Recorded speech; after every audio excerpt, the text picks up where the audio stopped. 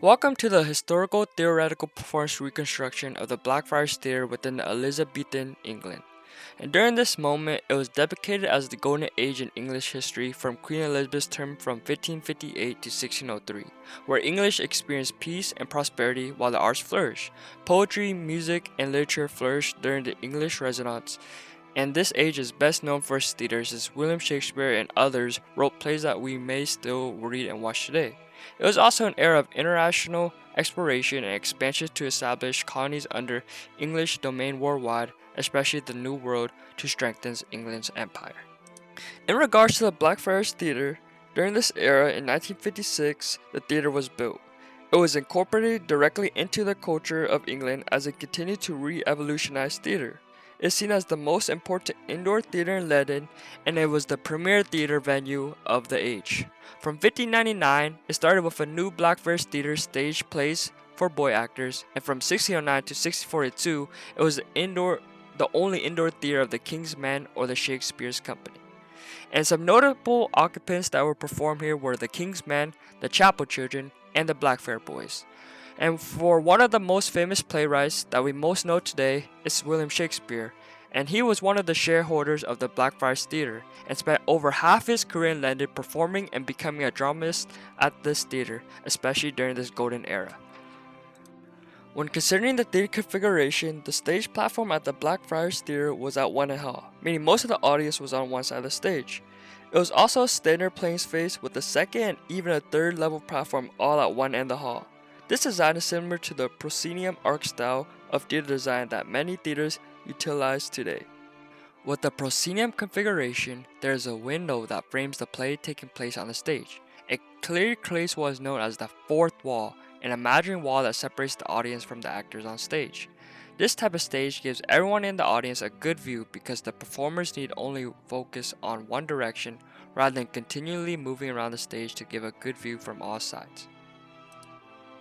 The theater itself is built on the northern bank of the Thames. Unlike the public theaters, private theaters such as the Blackfriars had roofs and specifically catered to the wealthy and highly educated classes of London society.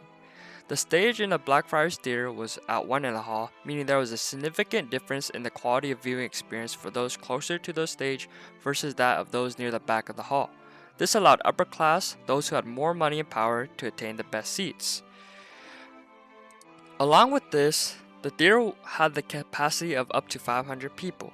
It also contained trapdoors, inner stage, towering house, and it was also protected from the elements by a roof and was lit by artificial lighting. All of these aspects of the theater come together to create a place for theater and performance to be done for people of all statuses and structures. Throughout the quarter, we learned about the idea of liveness, where it's like the condition of being heard, watched, or broadcast at the time of occurrence, or as seen as the connection between the audience and the actors. Adding on to the learning from the class material, complimentary theater could be seen as short-lived, as it only lasted one day. Given this, I'll conclude that the connection between the actors and the audience was much greater back then than it was within today's mediated performances, which then would lose liveliness. Although there were fewer spectacles and costumes back then, liveness was still able to produce accurate, lovely, and captivating performances. However, with the power of modern technology, including film, cameras, and more, it is simpler to develop features of production-related spectacles and attire. Today, although the interaction between the audience and the actors was not strong as it was back then, compared to now due to lack of technological resources, it laid a crucial foundation for subsequent performances. Without modern technology, it was more challenging to produce music, storyline changes, and more effectively. However, the audience was nevertheless able to experience the liveliness at the time of occurrence, despite the absence of these resources. So, overall, although liveness is smoother and easier to access thanks to technology in today's theaters, liveness had a greater impact back then because the performances and actors and audience could accomplish more with a lot less. When regarding the theater connection in society, it was seen as mostly boy actors. Also, actors of lower class women were not allowed to perform on the Elizabethan stage as well, as it would be considered lewd and highly immoral. When regarding the watching and the experience of theater, it was mostly open to everyone. But the richer you were, the better, as it provided you with better seats. Due to it being one-sided perspective, the more you pay, the better seats you get, and the better chance of experience liveness you get as you get to interact and see the actors from the best audience point of view. When relating to aspects of societies and social views, we learn that although Queen Elizabeth loved theaters, some aspects were banned, such as religious plays. Due to her father, Henry VIII, who in 1534 separated from the Catholic Church to form the Church of England, with the English monarch as the head of the church, it led to many Catholic disputes followed by many aspects being repented, which led to Queen Elizabeth wanting no religious dissension, as she outlawed religious drama. And so although theater was not banned, some specifics such as religious drama of it was.